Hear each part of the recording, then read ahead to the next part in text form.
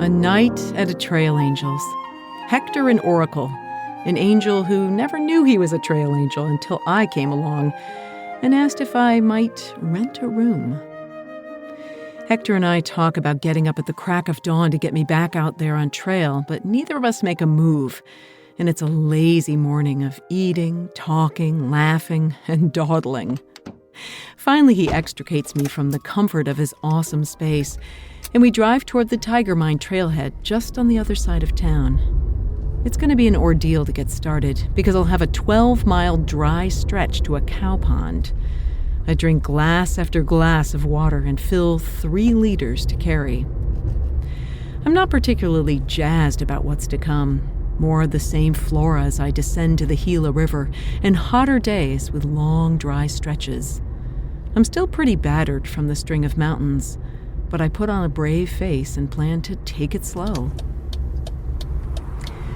As we meet the highway, Hector tells me his verdict on Allison is she's fucking crazy. Okay, I laugh with no argument. Then he pulls his car to the shoulder and says he really has a mind to take me further up the trail. He's worried about me. It's not just the lack of water, but it's really, really rough and frankly, not at all lovely. I guess if you like this kind of stuff, he says, you'll like this kind of stuff. Well, I think on it. I mean, I loved my mountains, but the Oracle Ridge was a death march, and I passed the same clumpy brown dried plants over and over. I don't have the luxury of unlimited time, and I'm going to have to skip something anyway. I ask Hector why he wants me to skip where he lives. He says he loves it, just not to walk in it. I really feel like this newly indoctrinated trail angel has my best interest at heart and wants my hike to be a joyous experience and not a slog. So, I say let's go for it. You're listening to the Blissful Hiker podcast. I'm Allison Young, the Blissful Hiker, sometime professional flutist, sometime voice artist, and full-time pedestrian. My goal in sharing stories of walking long-distance trails as a solo, female, middle-aged, titanium-reinforced hiker is to empower you to learn to hike your own hike, too. I sleep deeply and a bit late at Dan's saddle. The sky is full of clouds and it's cold. I blow my nose and it's mostly full of dust.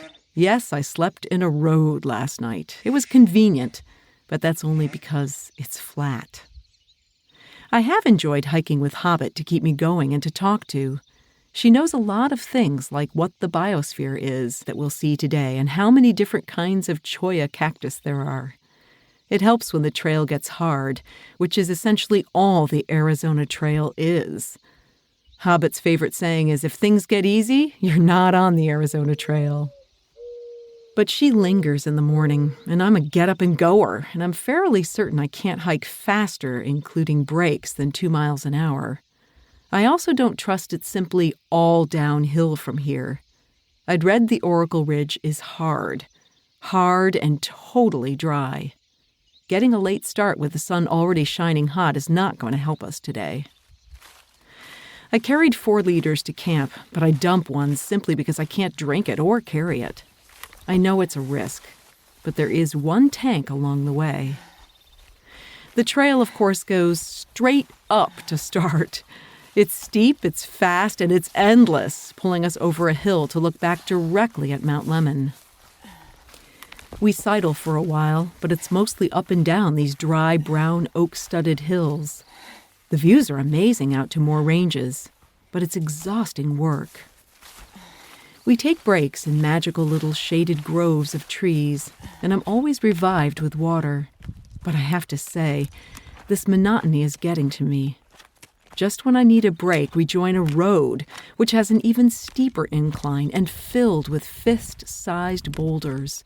Each step is controlling a fall and braking from a wipeout.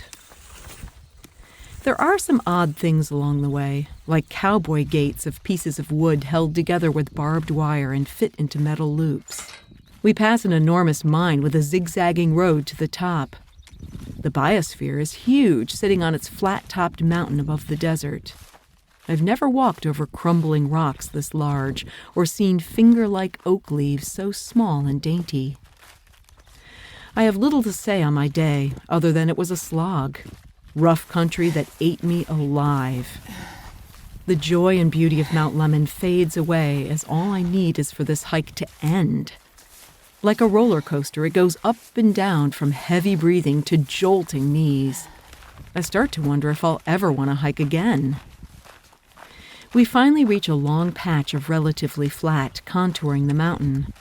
This area was recently burned and is unstable. I slip often, and Hobbit goes down twice. We're both feeling wrung out. At the American Flag Ranch, Hobbit will have completed 600 miles, and I'll be nearly 200. We continue to chat as we suffer, laughing, discussing, dissecting. It makes a hard day easier. At a final water stop, a woman comes up from behind looking fresh. No hat, no sunglasses. I'm shocked. She stops at the Hijinks Ranch, and we slog 2 more miles to the road, and Hobbit's brother waiting with a car. I see it first, white with a blue boat, and just yell out. Pictures are taken, but there's no room in the car for me and the pack. Just then, a woman drives in, dropping her husband on trail. I ask for a ride, and Ellen is happy to take me in. Richard sent me my lighter sleeping bag, so we head right to the post office. I know I look awful. I feel awful. And I can't seem to find a place to stay tonight. First things first. I collect my package, then sprawl all my gear on the post office floor. In hiker lingo, that's called a garage sale. I have to pull out the heavier sleeping bag plus a few odds and ends to send back home. The weight might total a liter of water. It's a good trade. As I go through this contortion, an older gentleman organizes his mail he's just picked up in his post office box. Looking curious and a bit bemused, I tell him what I've been up to and that I have no place to stay. You don't think I could rent a room for the night? Sure. Hector is from Rhodesia, when it was still named Rhodesia, and worked in the San Manuel Block Cave copper mine. He's a great-grandfather and ensures I get a hamburger, a few beers, my resupply, and a long hot bath. We talk a long time before I start to fade. I forgot to mention when I pulled gear out to send home and asked, should I keep the raincoat? He said, that's kind of optimistic. Hector gives me a little hectoring, saying he hopes I like the color brown. A desert bloom may very well not happen for this hiker.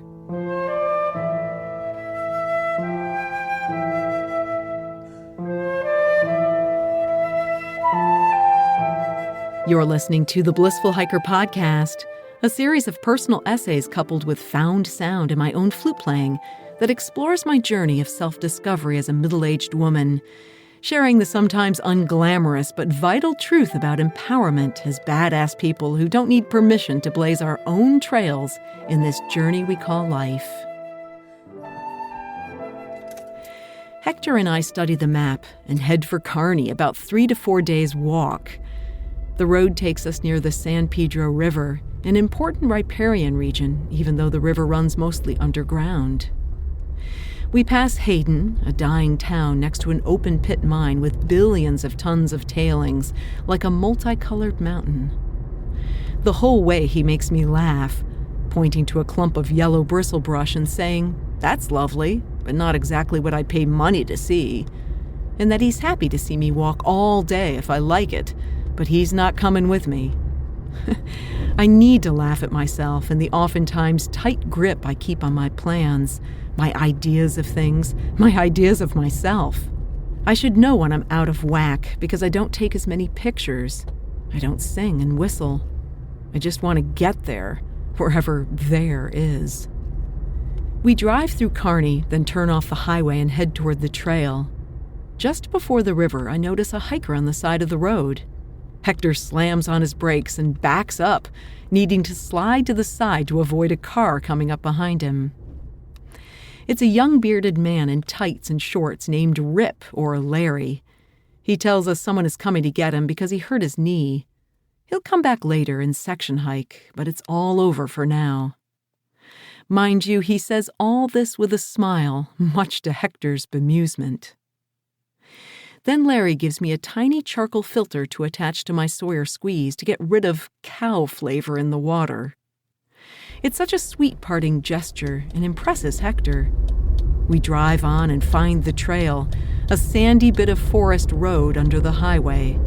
All together we say, "No way," and continue north to the next town of Superior. Just as Hector promised, the terrain changes almost immediately, with huge basalt mountains surrounding a high desert, including giant Picket post and Apache leap. Of course, we stop for second breakfast and continue yammering away before it really is time to send me on my way. We hug goodbye, and I'm back on trail, one that's flowering. In the other sections, a strange kind of ivy was covering nearly everything close to the ground. It's dead and blonde, but almost as if a net fading out the beauty. There's no sign of it here, and wildflowers are everywhere. Pink fairy duster, purple fleabane, yellow desert marigold, and wiry lotus, orange Mexican poppy, and purple desert verbena. The ocotillo are greening with red flags, the palo verde tree an electric green, and the cactus at least looks bright and eager to show their flowers soon, I hope. I pass a woman on horseback covered head to toe from the sun. Another woman on foot tells me her name is Mama Turtle and she's section hiking, having just started a thru hiker on this section. I remember how much I loved it when friends walked a bit of a section with me just to see me off. Soon I come to Queen Creek, running well still in a verdant patch of green grass. I sing to the cows and wake a backpacker taking a siesta under his umbrella. Dragon is his name, taking it in stride as I fill a liter bottle. From here, the trail heads into a canyon of deep red rock. Buzzards glide overhead, their shadows crossing mine. A big black butterfly flutters past. This trail is luxury. There are so few rocks, and it's nearly all level. It's just what I need to ease back in after such tiring days. Birds are noisy in bright green cottonwood. I can hear squeaks coming from the bushes. The saguaro are back in odd shapes, some hilarious, some pornographic. The bright green grass and soft red rock give way to an open area where I see a windmill spinning and hear cows complaining from an enclosure. Still, some are on the range and pause, chewing, to watch me pass. I follow a long contour to a new canyon, Revis, and find water again, the last before a huge climb. It's late, so I'll set camp as far up as the water goes. Two young hikers, Clothesline and John the Baptist, catch up to me, one asking if I'm Blissful. Oh, right, I signed my name in the register at the trailhead. They're fast and head on to a trough for water while I move another couple tenths of a mile to a flowing stream and a grass patch for the tent. I'm all filled up for the hard climb tomorrow. I'm tucked into the quilt that Richard just sent, and an owl is hooting, the water singing me to sleep. You can subscribe to Blissful Hiker wherever you get your podcasts, and please leave a review on Apple to help the show get discovered. Blissful Hiker is on Patreon right now. You can support the show financially as a patron. Help me get on trail to collect sound and create these stories. Find a link to Patreon in the show notes or at blissfulhiker.com. Also at Blissful Hiker, you can find other episodes, read the blog, see pictures, and contact me, blissfulhiker.com. Next week, I take on the Superstition Mountains, and they're tough up and down. But I finally spy one very brilliant cactus bloom. Until then, my friends, kia kaha and happy trails.